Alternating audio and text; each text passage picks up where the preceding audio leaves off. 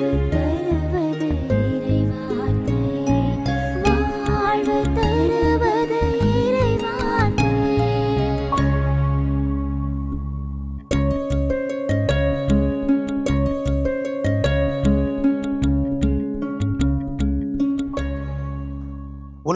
வாழும் மாதா தொலைக்காட்சியின் அன்பர்களே, உங்கள் அனைவரையும் வாழ்வு தரும் இறைவார்த்தை என்னும் இந்நிகழ்ச்சிக்கு தந்தையர்கள் நாங்கள் அன்புடன் வருக என இருகரம் குவித்து வரவேற்கின்றோம்.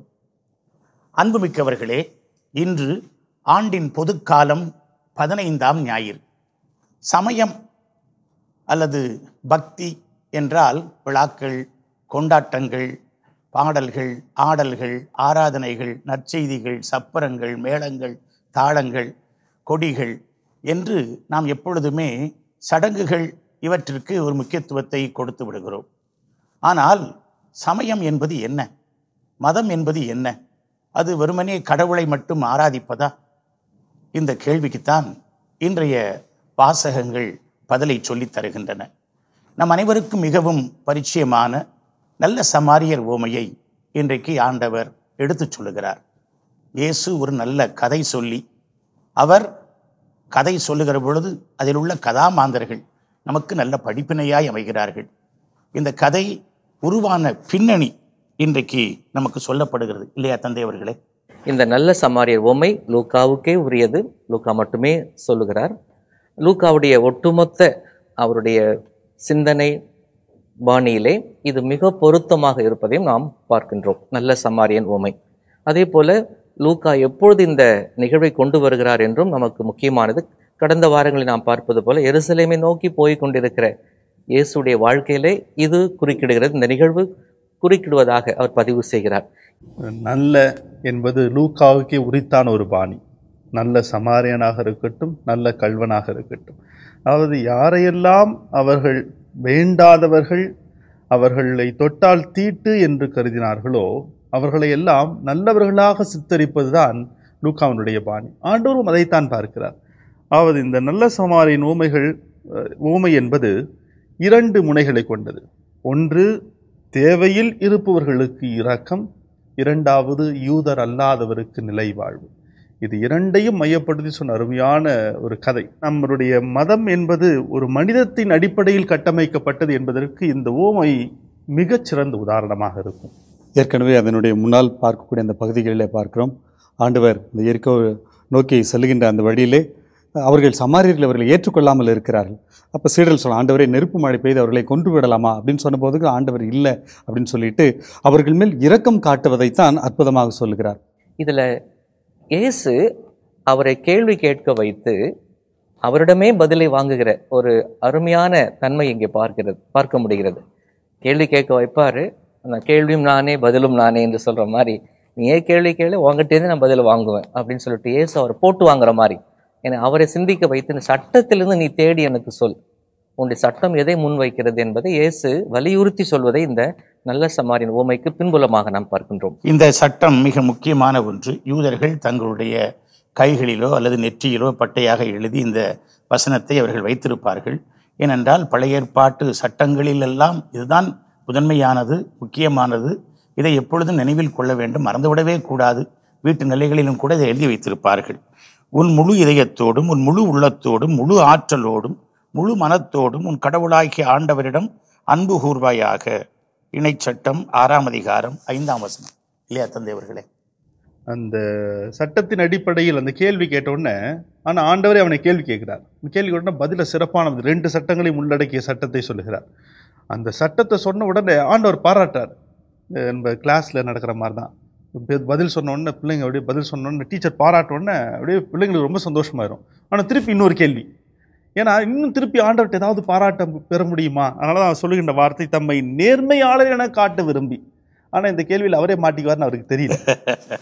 அதான் டீச்சருடைய அவர் டெக்னிக். அதாவது ஏன்னா போதகனுடைய டெக்னிக்கே அதுதான். எனக்கு அடுத்திருப்பவர் யார் அப்படின்றப்ப அந்த பின்னமைவில் தான் அந்த ஓமையே சொல்றாரு. ஏன்னா அடுத்திருப்பவர் என்பது ஒரு யூதருக்கு இன்னொரு யூதரை தவிர யாரும் இருக்க முடியும். அதன் அடிப்படையில் தான் ஒரு அருமையான ஒரு ஓமையை கட்டமைக்கின்றார். அந்த எருசலேமிலிருந்து எரிகோ செல்லுகின்றது. அந்த பாதையை பற்றி எல்லாத்துக்குமே தெரியும். ஏறக்குறைய 20 மைல் தொலைவு இருக்கும். அது கற்களாலும் முட்களாலும் பாறைகளாலும் இருக்கிற பாதை. இந்த பாதையைத்தான் புனித எரோனிமஸ் என்ன சொல்வார் என்றால் ரெட் ஆர் பிளட் வே அப்படின்னு சொல்லுவார்.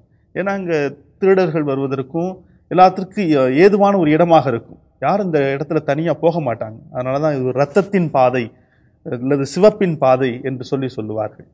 இந்த கதை ஆரம்பிக்கும் போது எப்படி சொல்றாருனாக்கா, அவர் வந்து 2 கட்டளை முன் வைத்தார். இரண்டுமே இணையானது. கடவுளை முழு மனதோடு இணை சட்டம், நீங்கள் சொன்னது போல அந்த 6ஆம் அதிகாரம் 5ஆம் வசனம், அது அவருடைய உயிர் மூச்சான சட்டம். இன்னொன்று சேர்த்துக்கொள்ள லேவியர் 19:18 உன்னை அன்பு செய்வது போல் அடுத்த அன்பு செய். இப்போ அடுத்த கதைக்கு வரும்பொழுது எதை எடுத்துக்கிறாருன்னு ரெண்டாவது எடுத்துக்கொள்கிறார். 2வது கட்டளை எடுத்துக்கிறார்.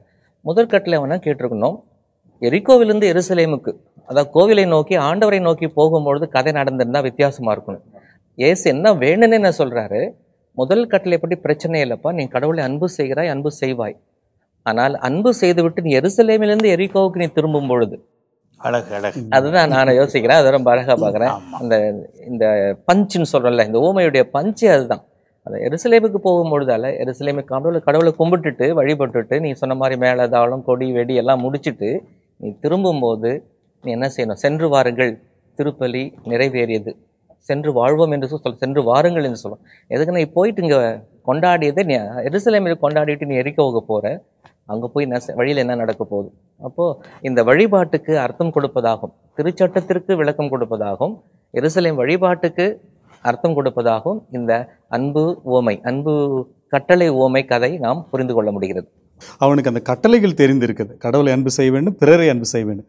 அந்த கட்டளைகளுக்கான உண்மையான அர்த்தம் அவனுக்கு தெரியவில்லை. அதனால தான் ஆண்டவர் இவ்வளோ அழகாக ஒரு ஊமையை நமக்கு சொல்லுகிறார். கோயிலுக்கு போகிறது முக்கியம் இல்லை, அது முக்கியம்தான். ஆனால் கோயிலில் இருந்து திரும்பி வர்றது ரொம்ப முக்கியம்.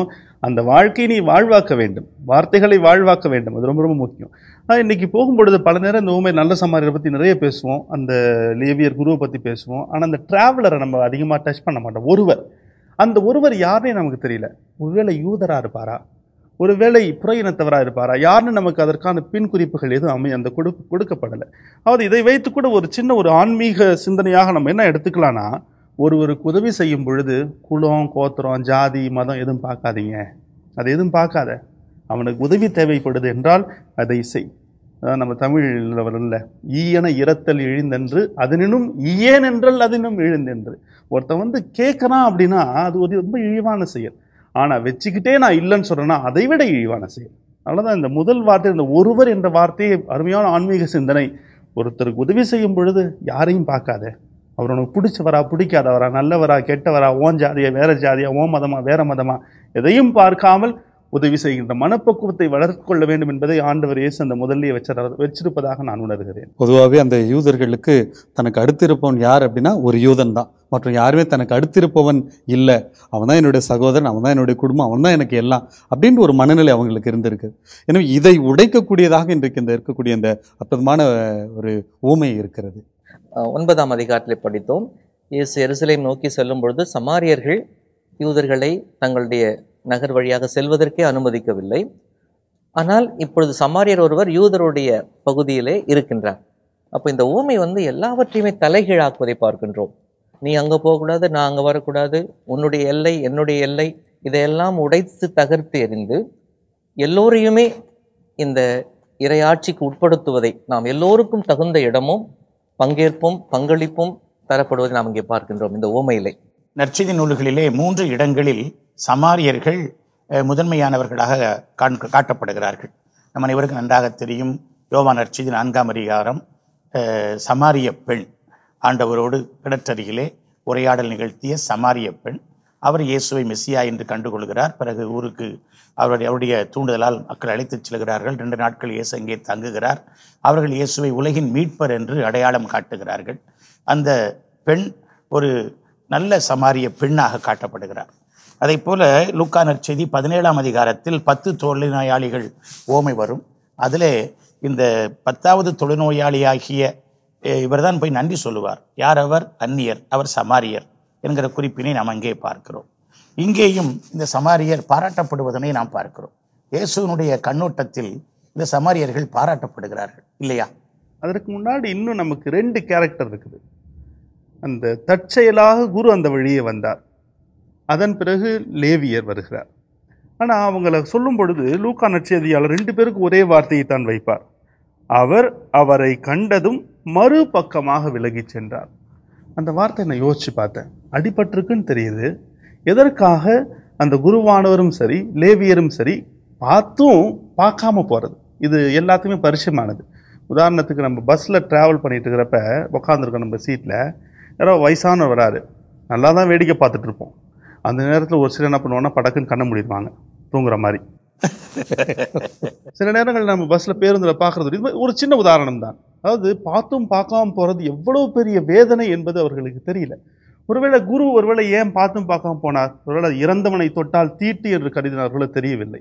ஆனால் தந்தையர்கள் ஏற்கனவே குறிப்பிட்டாங்க, ஒருவேளை இவங்க எருசலேமுக்கு போகிறவங்களா இருந்திருந்தா தொற்றுக்கு தேவையில்லை. ஆனால் எருசலேம்லேருந்து வந்துட்டு இருக்கிறாங்க. அப்போ அந்த சடங்கெல்லாம் முடிச்சுட்டு பலியை செலுத்தி கொண்டு வந்து கொண்டிருக்கிறார்கள். அது இல்லாமல் இறந்தவரை தொட்டால் தான் தீட்டு, அவர் குற்றையராக கிடக்கிறார்.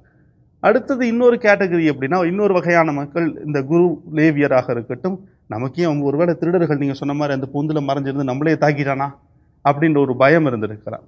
குருவானவர் போகிறதை பார்த்து லேவியரும் அப்படி அதே வழியாக கண்டும் விலகி செல்கிறார். அடுத்தது சேஃப்டி ஃபர்ஸ்ட், நான் என்னைய பார்த்துக்கிறேன்ப்பா முதல்ல. இந்த ஒரு சுயநல வட்டத்துக்குள்ளே இருக்கிறதுனால தான் அந்த இரக்கம் என்றது, இந்த இதயத்தை இந்த பரிவு, இங்கே சொல்லப்படுகின்ற பரிவு என்பது சாதாரண வெறும் போய் இரக்கம் காட்டுதல், அதையும் கடந்து ஒரு மனதின் ஆழத்திலிருந்து யாருன்னு பார்க்காம நாம் போய் இறங்கி உதவி செய்கின்ற மனப்பான்மை குறிக்கிறது. அது இவர்கள் 2 பேருக்குமே இல்லை, ஆனால் அந்த நல்ல சமாரியருக்கு இருக்கிறது. அதனால்தான் அந்த கதையின் கதாநாயகன் நல்ல சமாரியன். இன்றைக்கி இந்த கண்டு கொள்ளாமை அப்படின்றது வந்து திருஅவையிலும் சரி, நம்முடைய குடும்பத்திலும் சரி, சமுதாயத்திலும் சரி இருக்கக்கூடிய மிகப்பெரிய ஒரு நோயாக இருக்கிறது. இன்றைக்கி நம்ம வாழக்கூடிய பெரிய பெரிய நகரங்கள்லாம் பார்க்குறோம், அப்பார்ட்மெண்ட் சிஸ்டத்தில் வாழ்ந்துட்டு இருக்கிறாங்க. இன்றைக்கி பக்கத்து வீட்டுக்காரங்க கூட யாருன்னு தெரியாத கண்டுகொள்ளாமை. யாராக இருந்தால் எனக்கு என்ன, என் வேலை, என் வீடு, நான் ஆஃபீஸ் போகிறேன், என் குடும்பத்தில் இருக்கேன், நான் சந்தோஷமாக இருக்கிறேன், அப்படி ஒரு மனநிலை இன்றைக்கி திருஅவையில் அப்படி தான். இந்த அன்பியத்தில் ஏதாவது நடந்தால் எனக்கு அது, ஏன்னா அது வேறு அன்பியம். என் அன்பியத்தில் பிரச்சனை நடந்தால் தான், என் அன்பியத்தில் ஏதாவது ஒரு தேவை இருந்தால் தான் நான் போவேன். இன்றைக்கு குடும்பங்களும் அப்படி ஆகிவிட்டது. ஒரு காலத்தில் அந்த கூட்டு குடும்பங்கள்லாம் இருந்தது, அப்பா அம்மா தாத்தா பாட்டி அப்படின்னு சொல்லி ஒரு பெரிய உறவுகள் இருந்தது. அங்கே யாராவது ஒருத்தருக்கு ஒரு சின்ன பிரச்சனைகள், அதாவது உடம்பு சரியில்லை அப்படின்னாலும் உடனே போய் அவங்கள கேர் பண்ணுவாங்க, அவங்களுக்கு ஒரு ஆறுதலாக இருப்பாங்க. இன்றைக்கி அப்படிப்பட்ட ஒரு சூழ்நிலை வரவில்லை. அன்றும் இதே போல் ஒரு நிலைமை தான் இருந்தது. இதை தான் கடவுள் மாற்றி ஒரு அற்புதமான எடுத்துக்காட்டை கொடுத்து அந்த கண்டுகொள்ளக்கூடிய ஒரு தன்மையை, அதனால தான் அவன் கண்டு, அந்த சமாரியன் அவரை கண்டு பரிவு கொண்டு அவன் அருகில் சென்று அப்படின்னு சொல்லு. இன்னைக்கு நம்ம கண்டுகொள்வதும் இல்லை, அருகில் செல்வதும் இல்லை, பரிவு கொள்வதும் இல்லை. இந்த ஊமையுடைய பலமை தான் பார்க்கிறேன். எதையோடு இணைத்து பார்க்க வேண்டும். இந்த குருக்கள், லேவியர்கள், கடவுளை அன்பு செய்பவர்கள், கடவுள் பணி செய்பவர்கள், மனித அன்பு, மனித பணி, பரிவு. நீங்க சொன்ன மாதிரி லூக்கா நற்செய்திக்கே உரிய ஒரு வார்த்தை பரிவு. ஏற்கனவே நாம் 7ஆம் அதிகாரத்தில் இந்த கைம்பெண் விஷயத்தையும் பார்த்தோம். இயேசு அந்த பரிவு கொண்டு, இந்த பரிவு என்பதுதான் மிக முக்கியமானது. இந்த பரிவை கொண்டவர் சமாரியராக இருக்கின்றார். அதுதான் நாம் பார்க்கின்றோம். அது இந்த சமாரியருடைய சிறப்பு எங்கே விளங்குகிறது என்றால், இன்னும் இந்த திருச்சட்ட அறிஞர் இதுல யார் யார் என்று இயேசு கேட்ட பொழுது கூட அந்த சமாரியர் என்று சொல்ல மாட்டார். அவன் அதாவது ஒரு பெயர் இல்லாத, முகவரி இல்லாத, அப்படித்தான் சமாரியர்களை கருதினார்கள். இன்னும் அவர் எந்த அளவுக்கு இந்த ஊமையிலே இறங்கிவிட்டார், ஊமையை புரிந்து கொண்டார், ஊமையை தனதாக்கி கொண்டார் என்ற இன்னும் அந்த ஒரு பெரிய சங்கடம் இருப்பதை நாம் பார்க்கின்றோம். நீங்கள் சொன்னது அருமையான வார்த்தை. சொன்னவொன்னு அவன் சமாரியன் என்ற வார்த்தையை அவர்கள் சொல்ல மாட்டார்கள். அவனுக்கு இரக்கம் காட்டி அந்த 3ஆவது ஆள் ஒருத்தவன் தான், இல்லை அவன் தான் அப்படின்றது கூட ஒருவேளை தடுமாறுது. ஏன்னா குரு ஏற்றுக்கொள்ளது தயார். லேவி அவங்கெல்லாம் விட ஒரு சமாரியனா அப்படின்ற வார்த்தை கூட உச்சரிக்கிறது இல்லை. ஆனால் ஆண்டவர் அவனுக்கு பதிலடி கொடுக்குறாரு. நீயும் போய் அவன் சொல்லில்ல, அவனை மாதிரியே செய், அவ்வளோதான், நீயும் போய் அவ்வாறே செய். ஏன்னா அது சமாரிட்டன் ஸ்பிரிச்சுவாலிட்டி தான். சமாரிட்டனுடைய ஆன்மீகம்ன்றது மிகச்சிறந்த ஆன்மீகம். ஏன்னா ஒரு முறை உதவி செஞ்சிட்டோம், காயங்களுக்கு மருந்திடுதல் மட்டுமல்ல, மறுநாள் 2 தெனாரியத்தை எடுத்துக்கொண்டு செல்லுகிறார். அப்போ போய் ஹாஸ்பிட்டலில் சேர்த்துறது மட்டுமில்ல, ஐயோ நான் ஹாஸ்பிட்டலில் சேர்த்தவனுக்கு என்னாச்சு, நல்லா இருக்கிறானா, உயிர் படைச்சிட்டானா, அவனுக்கு காயெல்லாம் சரியாயிருச்சா, ஒருவேளை காசு பத்திரிவும் பார்த்தாது, அவனை யார் பார்க்க வந்தாங்க. இதுதான் சமாரிட்டன் ஸ்பிரிச்சுவாலிட்டி. இன்னும் இரக்கம் காட்டுதல், அதிகமாக இரக்கம் காட்டிக்கொண்டே இருத்தல். ஏதோ ஒரு நாள் செய்கிறதில்லை, தொடர்ந்து என்னுடைய வாழ்க்கையில் செய்து கொண்டே இருக்க வேண்டும். ஒவ்வொரு முறை கோயிலுக்கு போயிட்டு நான் திரும்பி வரப்பையும் அந்த கோயிலில் கேட்கின்ற வார்த்தைகள் என்னுடைய வாழ்க்கையில் இருக்கும். இந்த ஓமையில் பாராட்டப்பட வேண்டிய இன்னொரு கதாபாத்திரம் அந்த சாவடி கண்காணிப்பாளர். அவர் இவரை ஏற்றுக்கொள்கிறார், சமாரியரையும் அதில் ஏற்றுக்கொள்கிறார். அவர் கொண்டு வரக்கூடிய அந்த அடிபட்ட நபரை ஏற்றுக்கொள்கிறார். அவருக்கு ஆக வேண்டிய பணிகளை அவர் செய்து அவரை குணப்படுத்துவதாக இங்கே இந்த நிகழ்ச்சியானது நமக்கு அழகுபட எடுத்து சொல்லுகிறது. இதை இன்றைக்கு நாம் உருவகமாக எடுத்துக்கொண்டு பார்ப்போம் என்றால், நம்முடைய அருட்சகோதரிகள் அருட்சகோதரர்கள் நிறைய கிறிஸ்தவர்கள் கிராமங்களில் இந்த கிளினிக் மருத்துவமனைகளை அவர்கள் வைத்திருக்கிறார்கள். எளிய விதத்தில் ஏழைகளுக்கு அவர்கள் ஆற்றுகிற பணிகள் அற்புதமான பணிகள். இன்றைக்கு இது போல பணிகள் நிறைய செய்து கொண்டிருக்கிறார். இந்த இறக்கும் தருவாயில் இருப்பவர்கள் எல்லாம் தூக்கி எடுத்து கொண்டு போய் அவர்களை காப்பாற்றுவது, ஆதரவற்ற முதியவர்களுக்கு ஆதரவற்றவர்களுக்கு இல்லங்களை கொடுத்து அவர்களுக்கு இயேசுனுடைய இந்த பணியை செய்வது இன்றைக்கு நிறைய பேர் செய்து கொண்டிருக்கிறார்கள். அதுவும் ஒரு நற்செய்தி அறிவிப்பு தான். ஒரு பக்கம் கடவுளை அன்பு செய்வது, இன்னொரு பக்கம் தனக்கு அடுத்து இருக்கக்கூடியவர்களை அன்பு செய்கின்ற பணியை இன்றைக்கு குருக்கள் துறவிகள் மட்டுமல்ல, இன்றைக்கு இறை மக்களும் அது போன்ற நிறைய பணிகளை செய்து கொண்டிருக்கிறார். அது எல்லாமே இயேசுவின் பணியாக இருக்கிறது. இந்த ஓமையுடைய உச்சகட்டமாக இன்னொன்று பார்க்குறோம். அவருடைய கேள்வி, அந்த சட்ட வல்லுநருடைய கேள்வி, எனக்கு அடுத்திருப்பவர் யார்? பதில் கண்டுபிடிக்க வைத்த பதில் என்னவென்றால், நீ யாருக்கு அடுத்திருப்பவராக இருக்க முடியும்? அடுத்திருப்பவர் யார் என்பதை விட அடுத்திருப்பவராக இருப்பதற்கு நாம் என்ன செய்ய வேண்டும், அதை தான் அந்த விளக்கி சொல்றேன். அப்ப நான் அடுத்திருப்பவர் யாருன்னு தேடிட்டு இருக்க வேண்டாம், நான் அடுத்திருப்பவனாக இருக்க முடியுமா, அந்த நல்ல சமாரியனாக இருக்க முடியுமா? அதுதான் இந்த ஓமையிலே ஆண்டவர் நமக்கு முன்னால் வைக்கிற ஒரு பெரிய சவாலாக பார்க்கின்றோம். நீரும் போய் அப்படியே செய்யும் என்று ஆண்டவர் மிக அழகான படிப்பினையை அதில் நமக்கு கற்றுத்தந்து விடுகிறார். ஆகவே இந்த ஓமையில் கேட்கப்படுகிற கேள்விகள், அதற்கான பதில் நமக்கு மிக தெளிவாக இருக்கிறது. இன்றைக்கு அந்த திருச்சட்ட அறிஞர் இயேசுவிடத்தில் கேட்ட கேள்வி, முதலாவதாக, ஆண்டவரே, நிலை வாழ்வை நான் பெற்றுக்கொள்ள என்ன செய்ய வேண்டும்? அப்போ கட்டளைகள் என்ன கூறுகிறது என்று ஆண்டவர் கேட்கிறார். அவர் அதற்கு சொல்லித் தருகிற அந்த கட்டளை தான் இன்றைய முதல் வாசகமாக நமக்கு தரப்படுகிறது. இன்னைக்கு வாசிக்கப்படுகின்ற வாசகமே முதல் வசனம், எனவே உன் கடவுளாகி ஆண்டவருடைய குரலுக்கு செவிகொடு. அதாவது இந்த நல்ல சமாரியராக இருப்பதற்கு சிறந்த உதாரணம் என்னவென்றால், ஆண்டவருடைய குரலுக்கு செவி கொடுக்க வேண்டும். எதற்காக என்பது முன்னாடி இருக்கிற வசனங்களை படித்தாதான் தெரியும். இந்த 30ஆம் அதிகாரம் முழுவதுமே அங்கு கொடுக்கப்பட்டிருக்கிற வார்த்தை, இஸ்ராயேல் மக்களை ஆண்டவர் தம்மிடம் திரும்பி வர அழைப்பு விடுக்கிறார். ஷூப் என்ற வார்த்தை பயன்படுத்தப்பட்டிருக்கும். அது ஆண்டவரிடம் திரும்பி வருதல். 30ஆம் அதிகாரம் 2ஆம் வசனமாக இருக்கட்டும். அப்படி திரும்பி வரும்பொழுது 3ஆம் வசனத்தில் இழந்த அனைத்தையும் ஆண்டவர் கொடுப்பார். 5வது வசனத்தில் வாக்களிக்கப்பட்ட நாட்டிற்கு அழைத்து செல்வார். 6ஆம் வசனத்தில் உள்ளத்தை பண்படுத்துவார். 7ஆம் வசனம் பகைவர்களை தண்டிப்பார். அதன் பிறகு ஆசீர்வாதங்கள் நிறைய உனக்கு கொடுக்கப்படும். எனவே இஸ்ராயேலே, உன் கடவுளாகி ஆண்டவருடைய குரலுக்கு செவிகொடு என்பதன் அடிப்படையில் தான் இந்த வார்த்தையை நம்ம புரிந்து கொள்ள வேண்டும். அப்போதெல்லாம் இந்த இறை வார்த்தையை ஃபாதர் முதலே சொன்ன அந்த நிலை கால்களில் மாட்டுவார்கள், கையில் கட்டிகிட்டு இருப்பாங்க, கழுத்தில் தொங்க விட்டுருப்பாங்க. அப்படின்னா எதற்காக அப்படின்னா, மீண்டும் மீண்டுமாக அந்த இறை வார்த்தையை வாசித்து வாசித்து வாசித்து அது என்னுடைய உள்ளத்தில் பதிய வேண்டும், என் வாழ்வில் வர வேண்டும், ஆண்டவர் இவ்வாறு இருக்கிறார் என்பதை முழுமையாக புரிந்து கொள்ள வேண்டும் என்பதற்காகத்தான் அந்த இறை வார்த்தையை அவர்கள் கேட்டார். அதுதான் ஆண்டவர் சொல்கிறார், இஸ்ராயேலை கேள் அப்படின்னா எனக்கு இது ஒன்றும் தெரியாதில்லை, ஏற்கனவே உனக்கு கற்றுக் கொடுக்கப்பட்டிருக்குது. சின்ன பிள்ளைங்களிலிருந்து திருப்பி திருப்பி அதை கற்றுக் கொடுத்திருக்கிறார்கள். எனவே அதை நீ கடைபிடிக்க வேண்டியது உன்னுடைய கடமை அப்படின்றது இங்கே குறிப்பிடப்படுகிறது. இந்த பகுதி மிக அருமையான ஒரு சம்மிங் அப்னு சொல்கிறோம்ல, சம்மரி பண்ணுறது, அதை தொகுத்து எடுக்கின்ற ஒரு பகுதியாக பார்க்க. எந்த தொகுப்பு? ஏற்கனவே நமக்கு தெரியும், இணை சட்டம் என்ற பெயரே, இந்த புத்தகத்தின் பெயரே 2வது கட்டளை என்ற பொருள்தான். இணை துணை என்றால் ஏதோ ஒன்று முதன்மையாக ஒன்று இருக்கிறது. அது 10 கட்டளை. 10 கட்டளையுடைய விளக்க உரையாக இந்த இணை சட்டம். அதிலும் குறிப்பாக இந்த இணை சட்டம் மோசே பேசுவதாக இருக்கும். எப்பொழுது பேசுவார் என்றால், இஸ்ராயேல் மக்கள் வாக்களிக்கப்பட்ட பூமியை நெருங்கி கொண்டிருக்கின்ற வேளையிலே, அந்த ஆசீர்வாதத்தின் பூமியை நீங்கள் சொந்தமாக்கும் பொழுது எப்படி ஆசீர்வாதமான மக்களாக நீங்கள் இருக்க வேண்டும், அப்போ அந்த உடன்படிக்கையினுடைய சரத்துக்கள், எதிர்பார்ப்புகள், அதை நீங்கள் நிறைவேற்ற வேண்டும் என்று அவர்களை பக்குவப்படுத்துவதாக இணைச்சட்டம் அமைந்திருக்கிறது. இந்த இணைச்சட்டத்தில் ஏற்கனவே 3 முக்கிய மறைவுரைகள் போல மோசே பேசிவிட்டார். அதனுடைய நிறைவாக்கம் தான் இது. அப்போ இது ஒரு சம்மரி.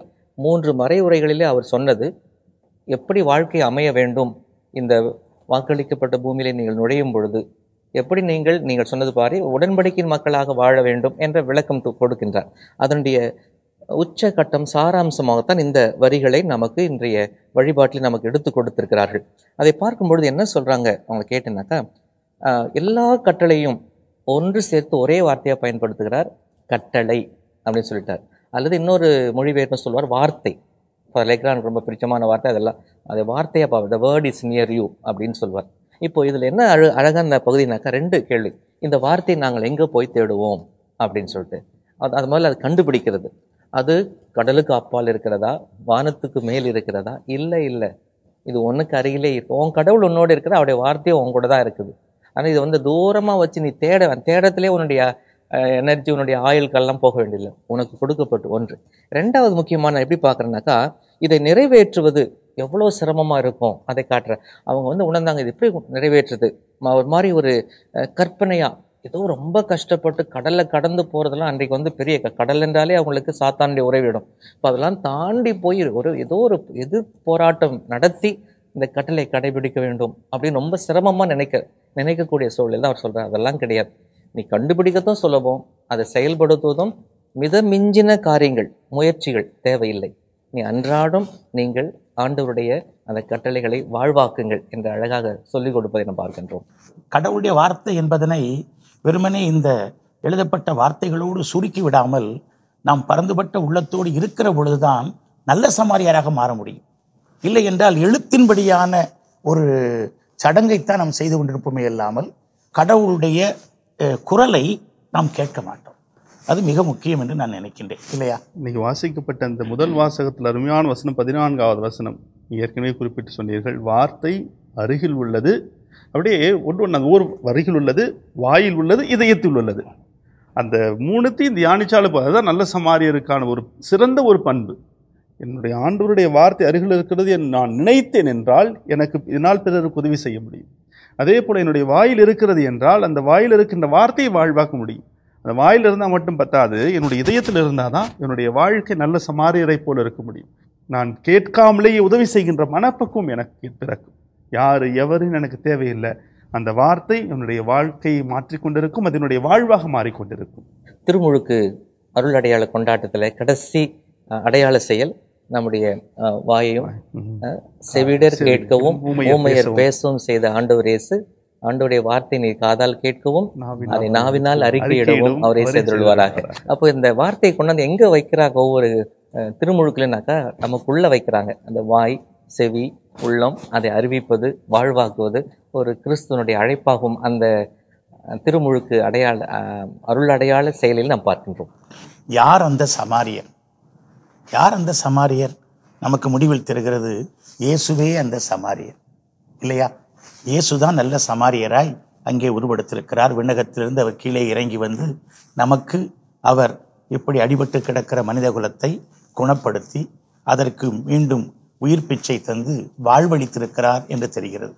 இன்றைய 2ஆம் வாசகம் கிறிஸ்துவின் மேன்மையை பற்றி எடுத்துச் சொல்கிற அற்புதமான கவிதை.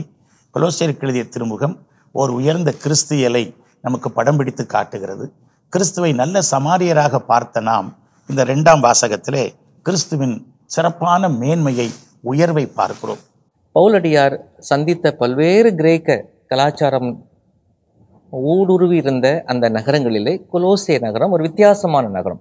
அங்கு இருந்த இறையியல் சிந்தனைகள், அங்கிருந்த தியாலஜி, கடவுள் பற்றிய சித்தாந்தங்கள், வழிபாட்டு முறைகள் எல்லாம் சற்று வித்தியாசமானவை. அவங்க எப்படி பார்த்தாங்கனாக்கா, இந்த இன்டர்மீடியரி பீயிங்ஸ், அதாவது இடைநிலை சக்திகள் கடவுளுக்கும் மனிதர்களுக்கும் இடையே நிறைய இருப்பதாக கருதினார்கள். அதனால் அவங்க நிறைய அந்த மிஸ்டரி கல்ட்ஸ் ஆங்கிலம் சொல்வார்கள், அந்த மர்ம வழிபாட்டு முறைகள், நம்ம சொல்கிற மாதிரி இந்த பலவிதமான மந்திர தந்திரங்கள் இதெல்லாம் அதிகமாக பயன்படுத்தினார்கள். இப்படிப்பட்ட சூழலில் இயேசுவை அந்த ஒரு இடைநிலை சக்திகளில் ஒருவராக அவர்கள் கருதி விடுகிற ஆபத்து இருக்கிறது. ஆனால் தான் இயேசு இதையெல்லாம் தாண்டி படைப்பின் தொடக்கத்திலேயே முதன்மையானவராகவும் முக்கியமானவராகவும் முக்கிய காரணமானவராகவும் இருப்பதை அவர் வலியுறுத்துகிற பார்க்கின்றோம். இந்த 2ஆம் வாசகம் 3 பகுதிகளை கொண்டதாக அமைகிறது. 15லிருந்து 17 வசனம் வரைக்கும் கிறிஸ்துவுக்கும் படைப்புக்கும் உள்ள உறவு நிலையை குறிப்பிடுகின்றது. 18வது வசனம் கிறிஸ்துவுக்கும் திரு அவைக்கும் உள்ள உறவு நிலை. 19-20 இறைவனின் படைப்புகள் அனைத்துக்கும் ஒப்புரவாக கிறிஸ்து இருத்தல். அதாவது கிறிஸ்து கடவுள் தன்மை வாய்ந்தவர் என்பதை தெள்ள தெளிவாக ஆணித்தரமாக பவுலடிகளார் இங்கே சிறப்பிக்கின்றார். உதாரணமாக இயேசு கிறிஸ்து தான் கற்புலனாகாத கடவுளின் சாயல். ஐகோன் என்ற வார்த்தையை பயன்படுத்துவார். Perfect manifestation of God. அதே நேரத்தில் படைப்பு அனைத்திற்கும் தலைப்பேர். ஆக இதெல்லாம் மேன்மைப்படுத்துவதன் வழியாக ஒரு நல்ல சமாரியராக மட்டுமல்ல, அந்த நல்ல சமாரியரின் ஆண்டவர் இயேசு கிறிஸ்து அவர் மேன்மை வாய்ந்தவர், எல்லாவற்றிற்கும் அதிகாரம் தாங்குவர், எல்லாவற்றிற்கும் படைப்பனைத்திற்கும் முதலானவர் என்பதை மையப்படுத்தி இவர் தாயா எனக்கு மாடல், அவரை தான் நான் பின்பற்ற வேண்டும் என்பதை பவுலடிகளார் தெள்ள தெளிவாக இந்த 2ஆம் வாசகத்தில் சுட்டி காட்டுகின்றார். அதாவது குற்றுயிரும் குலையுருமாய் கிடக்கின்ற இந்த மனித சமூகத்தை ஒரு நல்ல சமாரியனைப் போல தனது அவன் எவ்வாறு தங்கிட்ட தன்னுடைய அந்த வாகனத்தை அவருக்கு கொடுத்து அதன் மேல் அவனை ஏற்றி ஒரு வைத்தியசாலையில் போய் அவங்களை அட்மிட் பண்ணி இதோ இந்த காசு வச்சு இந்த மனிதனுக்காக செலவு செய்ய அப்படின்னா, அதுபோல் இந்த மனித குலத்தை தன்னுடைய அந்த விலை மதிக்க முடியாத ரத்தத்தை கொடுத்து காப்பாற்றி அற்புதமான ஒரு தெய்வம் தான் நம்முடைய ஆண்டவர் இயேசு. அவர் தான் ஒரு நல்ல சமாரியர். ஆண்டவர் மட்டுமல்ல, நம் கிறிஸ்துவர்களாகி நம்ம ஒவ்வொருவரும் இயேசுவை பின்பற்றி யாரெல்லாம் தேவையில் இருக்கிறார்களோ அவர்களுக்காக நாமும் ஒரு நல்ல சமாரியனாக மாற வேண்டும் என்பதை தான் இன்றைக்கு நாம் தெரிந்து கொள்கிறோம். கடவுளை அன்பு செய்வதும் அடுத்திருப்பவரை அன்பு செய்வதும் சமய கட்டளைகளின் இரு கூறுகள். ஆனால் ஒரு நாணயத்தின் 2 பக்கங்கள், ஒன்றில்லாமல் மற்றொன்று இல்லை. அதை நமக்கு விவிலியம் தெளிவுபட பல இடங்களில் சுட்டி காட்டுகிறது. குறிப்பாக நான் கடவுளை அன்பு செய்கிறேன் என்று சொல்லிவிட்டு அடுத்திருக்கிற சகோதரனை அன்பு செய்யாதவன் எப்படி கண்காணாத கடவுளை அன்பு செய்ய முடியும் என்று கேட்பார். பவுலடியார் ரோமையருக்கு எழுதிய திருமுகம் 13:10 அன்பே திருச்சட்டத்தின் நிறைவு என்று சொல்லுவார். கொரிந்தியருக்கு எழுதிய முதல் திருமுகம் 13:13 அவர் சொல்லுவார், நம்பிக்கை, எதிர்நோக்கு, அன்பு 3 நிலையாய் உள்ளன, ஆனால் இவற்றுள் அன்பே முதன்மையானது, தலை சிறந்தது என்று சொல்லுவார். அன்பு பணிகள் இல்லாமல் கடவுளை நாம் அன்பு செய்வதாக சொல்லிக்கொள்ளவே முடியாது. ஆகவே அன்பு பணிகள் நம்முடைய நிலைவாழ்வை நிர்மாணிக்கின்றன. அதைத்தான் மத்தேயு நற்செய்தி 25ஆம் அதிகாரத்திலும் நாம் பார்க்கிறோம். நான் பசியாய் இருந்தேன், உண்ண கொடுத்தாயா? அதான் நமக்கு கேட்கப்படுகிற கேள்வியாக இருக்கிறது. நம்முடைய நிலைவாழ்வை நிர்மாணிக்கிற இந்த அன்பு பணிகளை குறித்து நாம் கண்டுகொள்ளாமல் முகத்தை திருப்பிக் கொண்டு அங்குமிங்கும் போவது அழகல்ல. அது நம்முடைய நிலைவாழ்வையே கேள்விக்குறியாக்கிவிடும் என்று இன்றைக்கு அற்புதமான படிப்பினையை நாம் இந்த 3 வாசகங்களின் வழியாக கற்றுக்கொண்டிருக்கிறோம். அன்புமிக்கவர்களே, வாழ்வு தரும் இறை வார்த்தை என்னும் நிகழ்ச்சி இத்துடன் நிறைவுக்கு வருகிறது. மீண்டும் அடுத்த நிகழ்ச்சியில் உங்களை சந்திக்கும் வரை தந்தையர்கள் நாங்கள் உங்களிடமிருந்து விடைபெறுகிறோம். இயேசுவுக்கு புகழ், இயேசுவுக்கு நன்றி, மரியே வாழ்க.